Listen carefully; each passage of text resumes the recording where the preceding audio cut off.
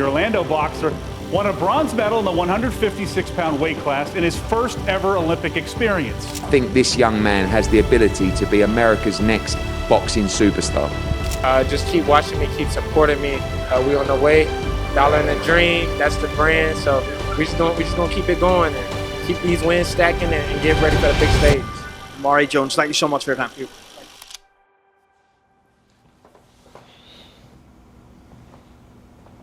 You got him out of there early. Yeah, round 2, pro debut, Orlando, Florida. It seems so much quicker than that. Yes, it's been 9 months? Yeah, almost, for sure. Almost at a year. I really want to touch on that first year. Yeah. Right, as a pro. Yeah. You leaving the Olympics, you signing with Matchroom. That right there itself, I guess we start there, right? That was probably one of, if not the biggest decisions of your life.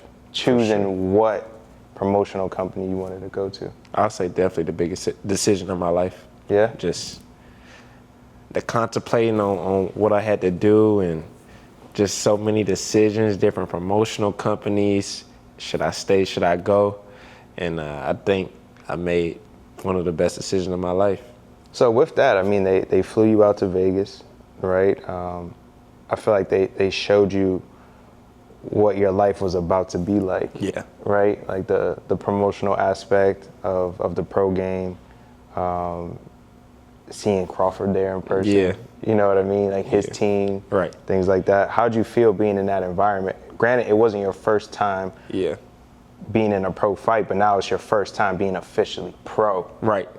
In this energy. Announced there, all of that. Exactly. Tell us about that experience. What's crazy is, remember back before I even signed with them, they was showing me love, probably I'll say 2 months. They put me in the announcer booth. I was commentating the fights. And so then in January, back in Vegas again, they did the same thing, but this time it was much bigger, like the Olympian, like what is he gonna do?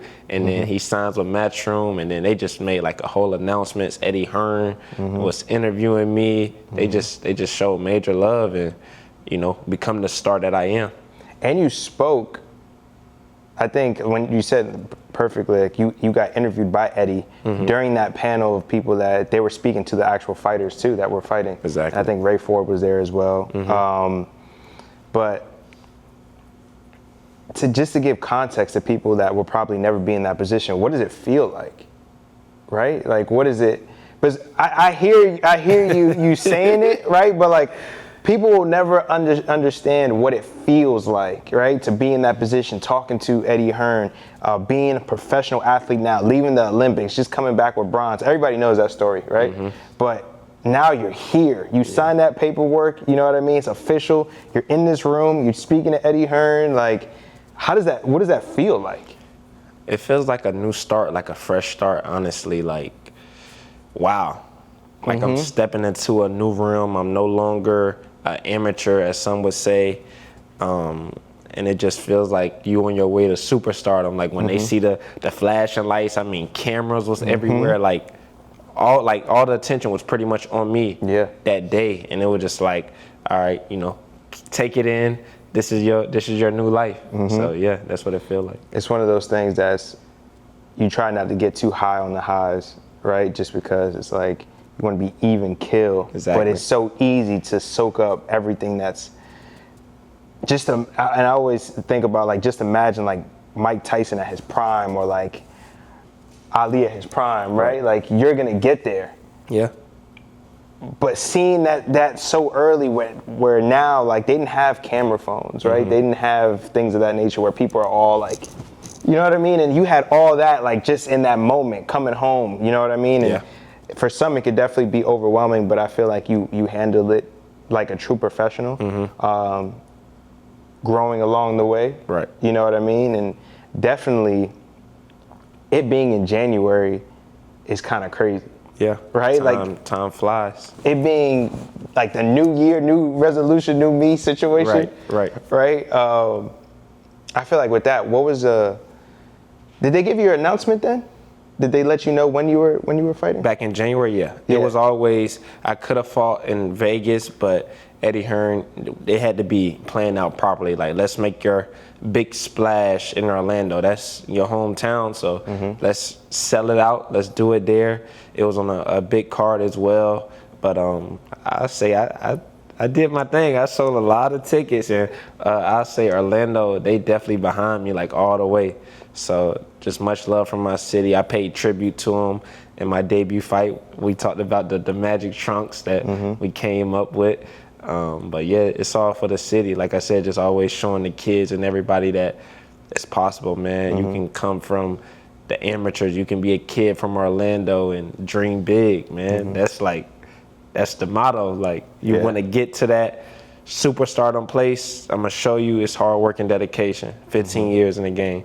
I think it's surreal to have your first professional fight in your hometown. Yeah. I don't think a lot of people get that opportunity, right? And especially to get the amount of love that you've gotten to this point and will continue to get, shows a testimony to your character, right? Not being arrogant, being confident, but not being overzealous, you know what I mean? But always wanting to give back to your community, and you showed that every single step of the way, even before you became professional. Exactly. You know what I mean? Like, making sure that the kids understood, like you said earlier, the kids understood that if this is where you want to go, you have to block out a lot of the noise in which you've dealt with over time. Exactly. You know what I mean? So the people's champ. Facts. You know what I mean? So what was that like after that announcement of, hey, listen, you're going to fight at home? You know what I mean? I know you touched on it a little bit, but I think the real work starts, right? Yeah. Like, the training camps are different, right? You're coming from an amateur setting. The training camps are different. I feel like it's a lot more, and correct me if I'm wrong, it's a lot more high speed, right, in the amateurs. Yeah. Going into the pro game, you really slow everything down, right? Like, and you understand it's more meticulous. Your punches are more precise. So how did you make that transition? Because it kind of happened, I don't want to say kind of fast, but how do you make that transition from, like, all right, I've been training this way for so long to now, all right, now I have to switch over my regiment, but also getting ready, because people do not know how much work it takes to put on an event in your city. Right. Because when you're away, it's easy. All you gotta do is kind of show up. Right.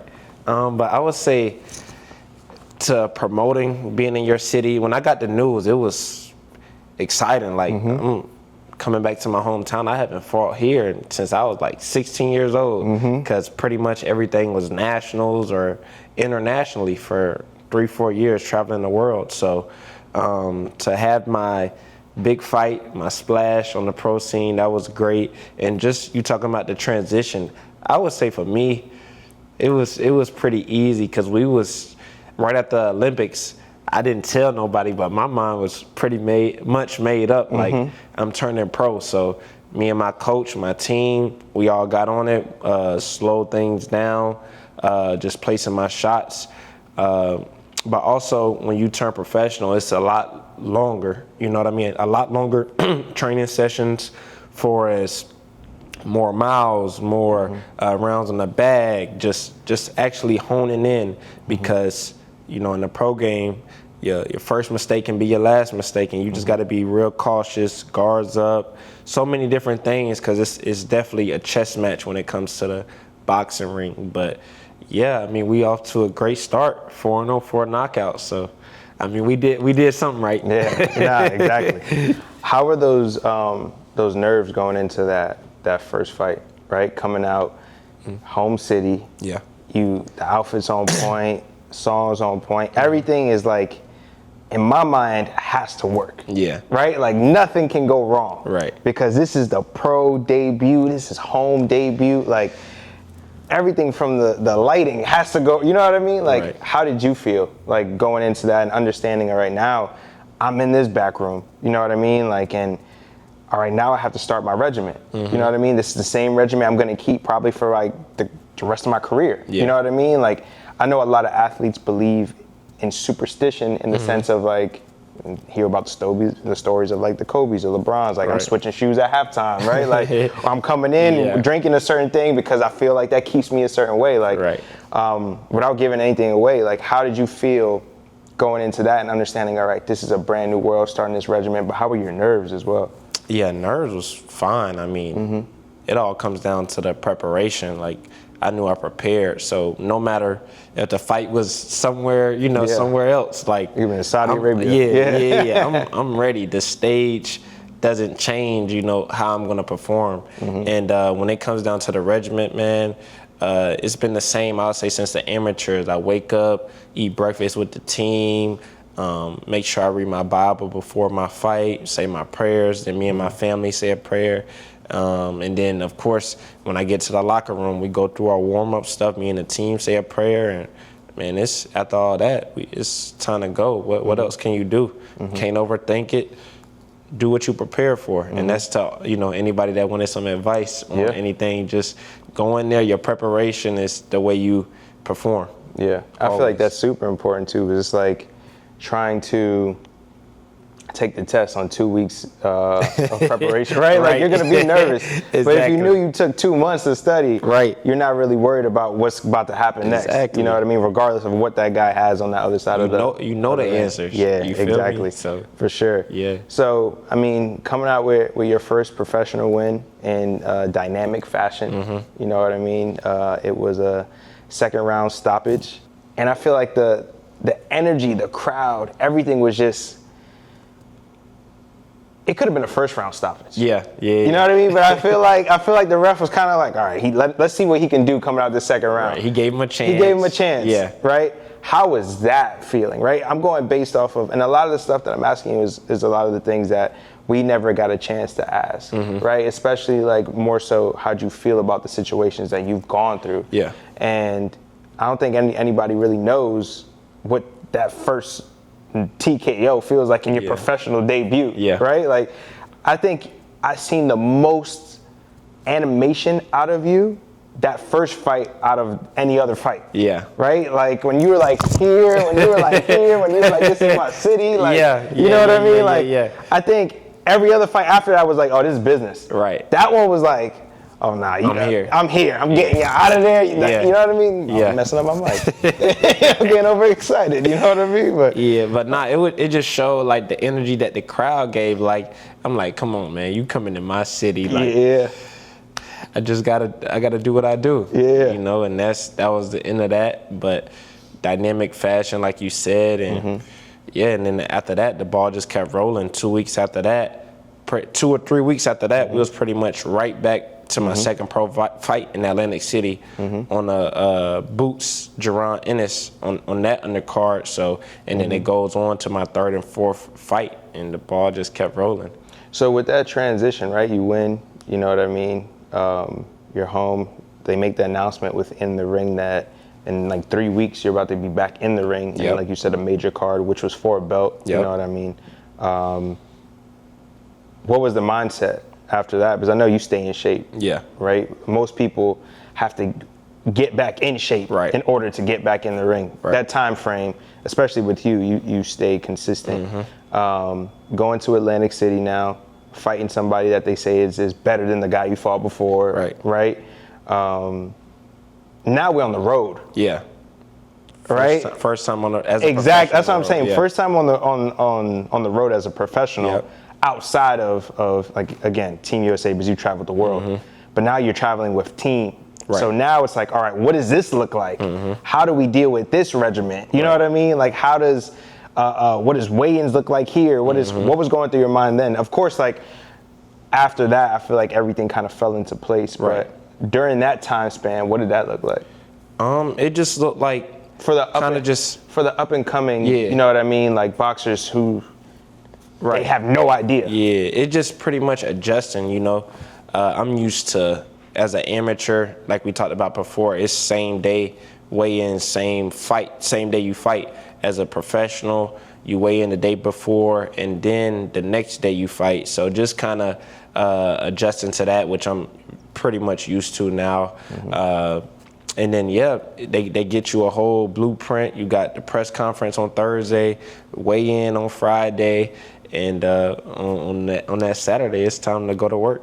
What's your mindset behind developing like your outfits, right? Because I feel like you're outside of the norm when it comes to especially up and coming fighters. Right. Up and coming fighters, I feel like keep it real, even kill. You know what I mean? Real simple. Yeah. I feel like with your mindset, it's always like, how can we get extravagant? How can we get creative? And I feel like it's a testimony to who you are outside of boxing. Right.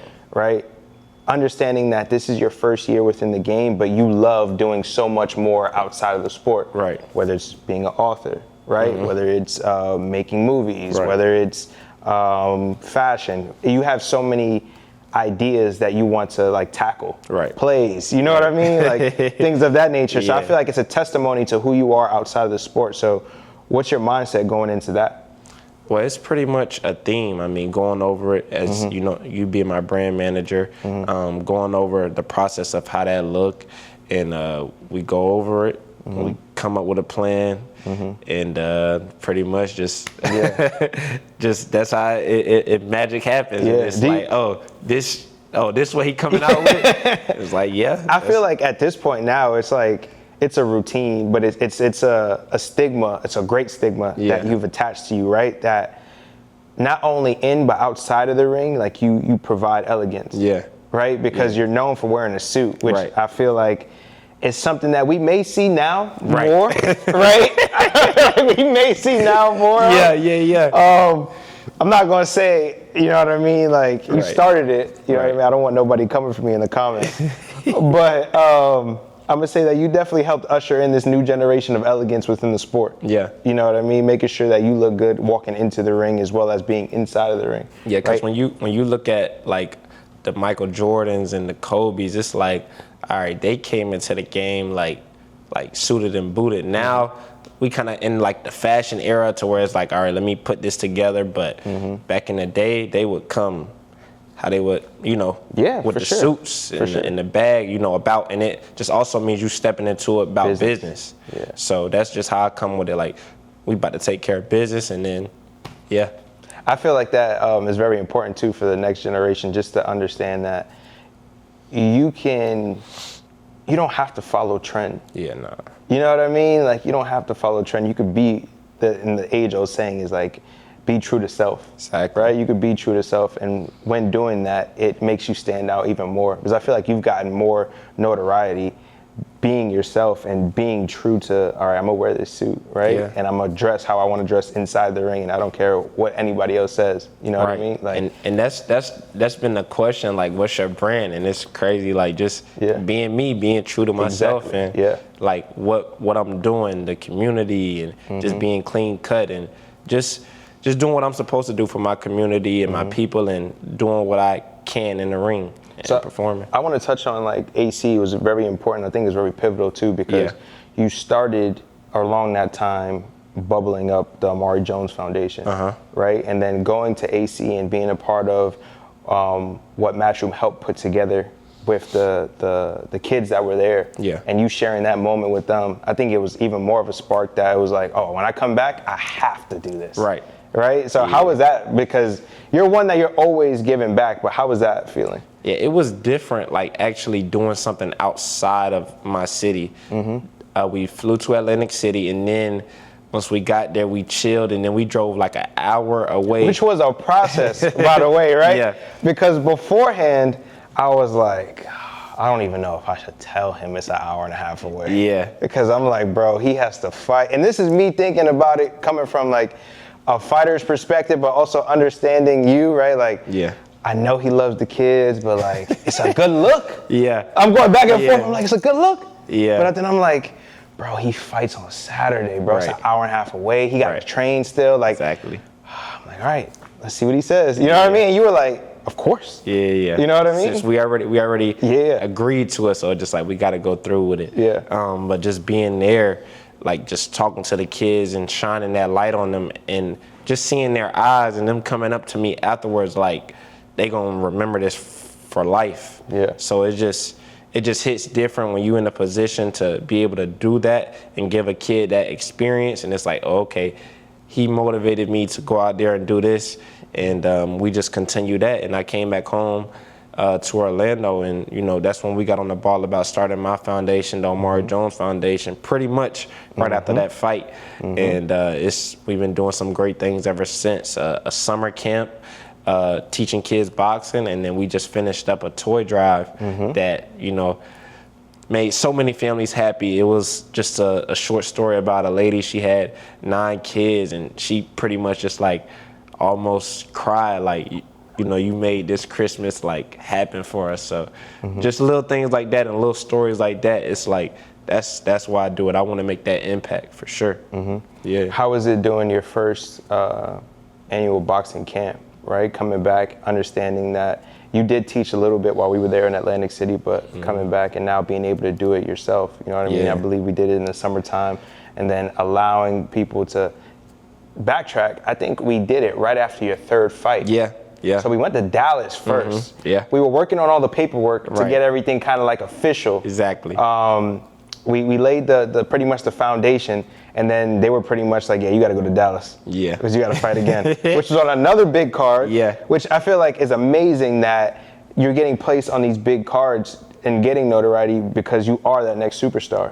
Right. So it only makes sense because a lot of people coming out the gate, they're not getting placed on Bam's card or like Boots' card. So they understand your value. You know what I mean? So before even touching on the actual camp, we go to Dallas. So now we're seasoned. Yeah. Right? Now we're seasoned. Understand the AC experience and going to Dallas. And Dallas was fun, man. Yeah. Dallas was fun. What was your mindset going into Dallas? Going into Dallas, third fight. Yeah, third fight.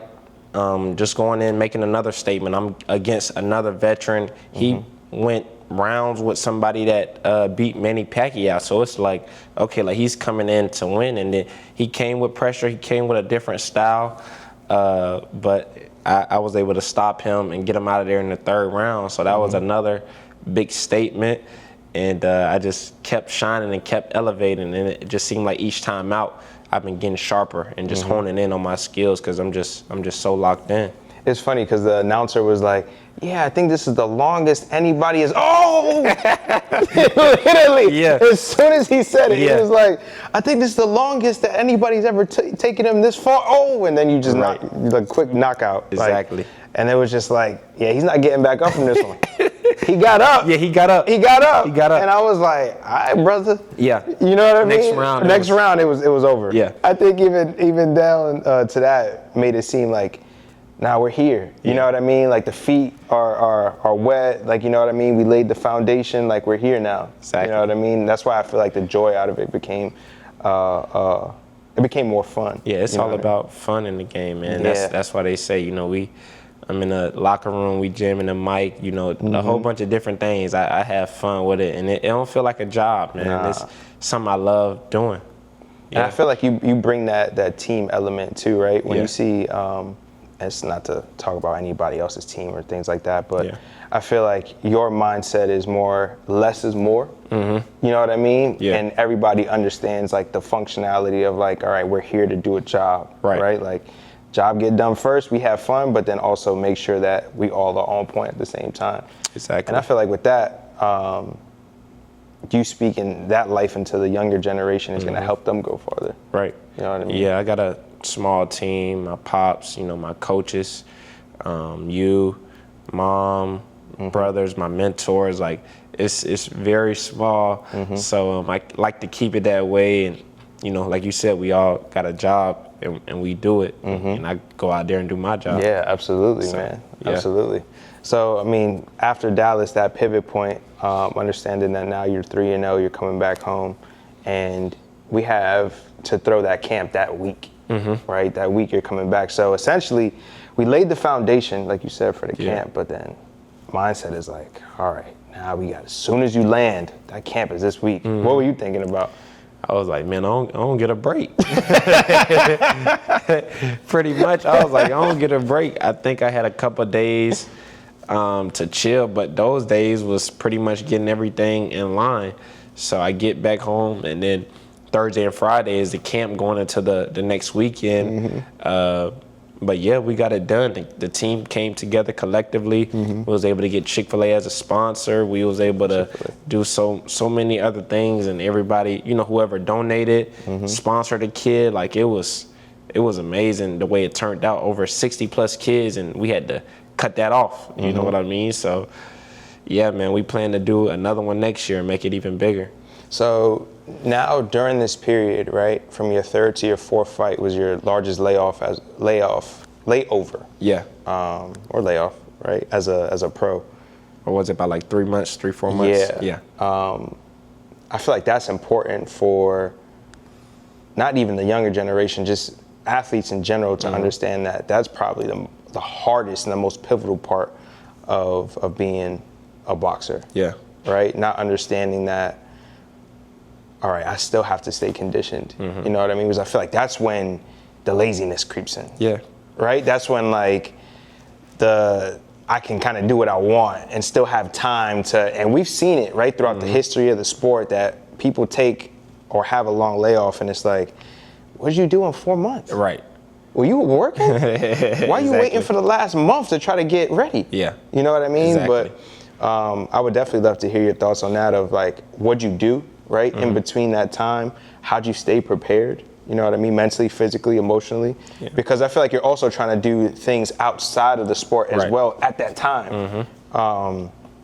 So yeah, what was your mindset like during that time? In that time frame, I was pretty much still, like I said, took a week or two off, but I was still grinding heavy. I mean, I feel like my last fight when I became 4-0, 4 knockouts was my best fight, best performance. I felt at my sharpest, and that was the longest we had to prepare for a fight. So it just showed you the amount of work, the recovery, the rehab, just grinding and staying on the same plan that you would be out of camp, toned down a little bit, but focusing in on these things. And when you do that, man, the consistency of your work is going to show in that ring. And that's what it showed. You can't lay off. You can't take your foot off the gas because it's just the beginning of where I'm going and probably where a lot of these other fighters are going. Somebody is always behind you trying to take your spot. And, yeah, you got to stay working. I feel like that's important too. Like you being so young, but understanding the importance of rehabbing, right? And also making sure your body is optimal for performance. I think a lot of, especially the younger generation, might just, hey, after the fight, or I'm just going to wake up and go and run. Exactly. And don't understand the importance of the things you do, cupping, cryotherapy, stretching, you know what I mean? Like, definitely, can you speak life into that? Because I think that's so important to understand that the work you put in is extremely important, but how you treat your body afterwards is just as important. I feel like, how whenever you drive in your car, you got to get it maintenance and stuff like that. So it's the same thing with your body. And that's what I do. It feels like pretty much after I get my workout and I train extremely hard, go straight into the cold tub, go straight into the steam room, go get my massages. So it's like you got to keep the body fresh in order to be able to perform how you want to. Because if you sore all the time and aching and this and that, your body wants to do something, but if you're not getting the rest and recovery on top of the grinding and work you're doing, then you may not get the best results that you need. Yeah. What has been your biggest, before jumping into that fourth fight, right? What has been your biggest obstacle up until that point, right? Or up until, you could say even this point right here, during your pro tenure? My biggest obstacle? Yeah. I can't really say. I think we off to a good start. Like 4-0, 4 knockouts. I can't have my first year better than that, honestly. I know I want to, but I can't think about it yet. I don't expect you to make anything up. You know what I mean? Like, if you feel like it's been super even kill and you've been riding this high wave, like, then that's what it is, right? You don't need to lie to make anybody else feel story, better. To make it a sentimental story. Like, if you feel like, nah, the work has been put in, I feel good, I haven't had no obstacles, I've been living good, because everybody's story is different. And you know what I mean? I feel like you being a testimony to, like, it doesn't always have to be a bumpy road, right? Like, as long as you do the work and make sure you're you're focused. You know what I mean? The hardest obstacle is doing the work. Yeah, exactly. You know what I mean? It was a bumpy road, of course, getting to this point. A lot of obstacles, had to kick down the door, and so many things I had to come over. But we here now, and I feel like you said, on a high wave. But while we on this high wave, just making sure that the work is staying the same. Do you still feel, or do you feel overlooked sometimes? Overlooked, at times maybe, but it's like I like that. I always been like that, overlooked person. Like, but I'm in a cut, so it's like cool. You don't really expect this and that out of me, but I'm fine. I even fine with think that. the conversation, like reverting back to like your time at Team USA, right? Yeah. Before going into the actual Olympics, some would say that you weren't the star. I think they said that at my finals. Like, we didn't really expect Omari Jones to be here, but he's here. He's the one. Yeah. Right? Yeah. So my thing is like, that's what I mean by overlooked, that people like consistently having to prove yourself. I know you love it, but it's more so one of those things that we may say that because a guy is more popular, right, or has more followers, Right. you know what I mean, like that he's getting more shine. Right. Doesn't mean the skill set is better by none, you know what I mean, but the fact that now you have to play catch up in a world that, all right, you're overlooking me for the wrong reasons. Yeah. You know what I mean? But like you said, it's healthy competition in the sense of I'm going to have a chip on my shoulder and I'm going to go out and do what I need to do. Oh, yeah, and we don't compare ourselves to others. I know God, got the ultimate plan, so we gonna do what we do. 100%. So I mean, after that layoff, right, and then coming back into your fourth fight, it being at home again. Yeah. How was that, right? Because now I think things are a little bit more organized, right? Like that first one was kind of like, we have to figure it out. You know what I mean? Like, what's going on? Like now, it's Halloween. You know what I mean? Like it's October, end of October. It's going into November. I feel like the mindset was different. The organization was different. Just run us through that. It was the banger show. It was the banger show. But yeah, that's pretty much what it was. I mean, me and you, like I said, we went over the plan again. We was discussing another outfit at the time. We'll keep that in the tuck. Yeah. But you was like, oh, it's Halloween, so Thriller. Yeah. You put on a whole production. For your fourth fight, I think this is kind of like iconic. Yeah. You know what I mean? Like, I don't know many people, their fourth fights is put on a whole production. You had the girls come out, you had the lighting, you had the music. Like, everything was literally on point. Even the announcer said it. Right. What was your mindset going through like this whole process right now? Like right before the bell rings, you're at home again, you've already fought here. Is it still even kill, or are you like, I'm just trying to get him out of here kind of quick? Yeah, the mindset was still even kill, but it's like, I was planning on being the first one to stop him. He's never been stopped. He went 10 rounds with another great opponent, like 10 rounds with a knockout artist pretty much, and dude didn't get him out of there. So I was like, I want to show my dominance. He's never been stopped. I'm going to be the first one to do it. And that's what I did in round 3. Yeah. I mean, the crowd loved you, bro. Yeah. You know what I mean? Yeah. Still sold out, amazing. Right. You know what I mean? Like, the crowd loved you. Now it's just time to get you as the main event. Yeah. You know what I mean? Like, I feel like ain't nothing else. Right. Like, there should be no other conversations but to have you as the main event in Orlando. That's the only thing, bro. It's like, that's a dream for sure. We'll make that happen. I mean, I was the co-main for this fight. Yeah. So it's like consistently leveling up and being on these cars, and it's just like, all right, I'm the co-main now, but I promise you, one of these days, and it won't be long, we're going to be that main event. 100%. Now I feel like it's a full circle moment, right? Tying into when you officially signed in Vegas in January, right?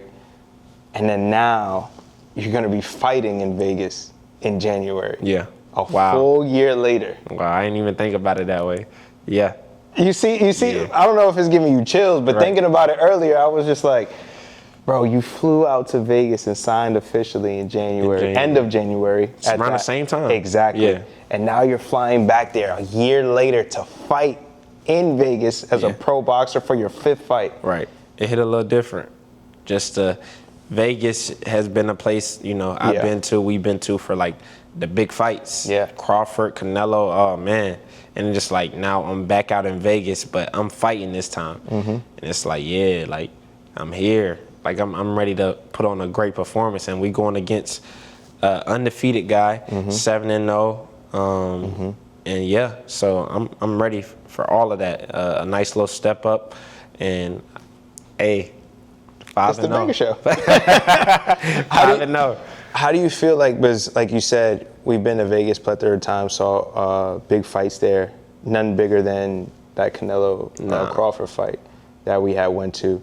Understanding that that's one of the meccas, if not the mecca of boxing, outside of probably Madison Square Garden, right? How do you feel now, this being your first fight in Vegas and understanding the history from the actual city? Yeah, it's a dream come true to fight in Vegas for sure. Yeah. Seeing it on TV, Mayweather's, like I said, Crawford, and so many other big fights happen there.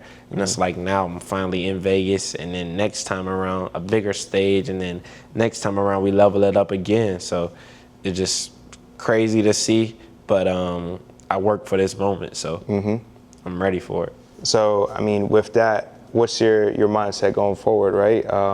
What do you want to do? What do you have planned? And you know what I mean? What's next for you?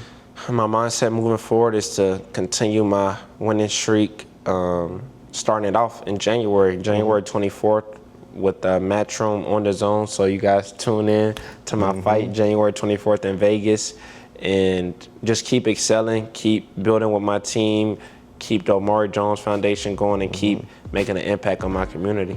Well, y'all go to OmariBangerJones.com. Tune in January 24th on Matchroom against another undefeated opponent. So let's do it. Until next time, bro.